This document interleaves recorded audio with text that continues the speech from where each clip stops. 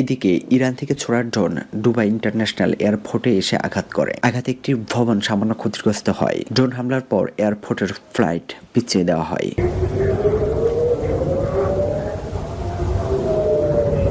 বাহরাইনের রাজধানী মানামায় একটি আবাসিক ভবন লক্ষ্য করে ইরানের ছোড়া মিসাইলের আঘাতে একজন মহিলা নিহত হয়েছেন। বাহরাইনের স্বরাষ্ট্র মন্ত্রণালয় জানিয়েছে আরও ৮ জন আহত হয়েছেন। এছাড়া ইরান থেকে বাহরাইনের দিকে ছুটে আসা ৬টি ড্রোন শনাক্ত করে ভূপাতিত করেছে বাহরাইনের প্রতিরক্ষা ব্যবস্থা।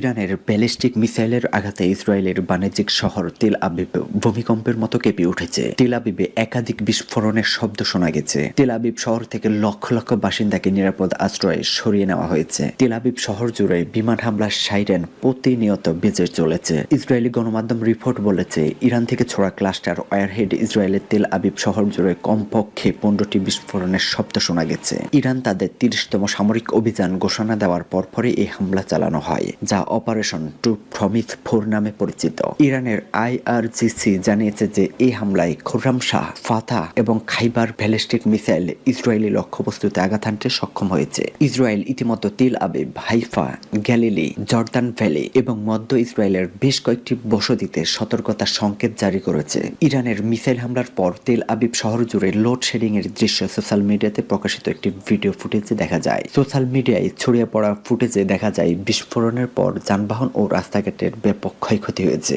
ভবন ও শপিং মলের ভাঙা কাঁচ রাস্তায় ছড়িয়ে ছিটিয়ে ধ্বংসাবশেষ রয়েছে। ইরান থেকে ছোড়া ক্লাস্টার ওয়ারহেড তেল আবিব অঞ্চলে বিশাল গর্ত তৈরি করেছে। মিসাইলের আঘাতে আবাসিক ভবনের ব্যাপক ক্ষয়ক্ষতি হয়েছে। তেল আবিব জুড়ে জরুরি অবস্থা জারি করা হয়েছে। উদ্ধার কর্মীরা ক্ষতিগ্রস্ত ভবন থেকে জীবিতদের উদ্ধার কাজ চালিয়ে যাচ্ছে।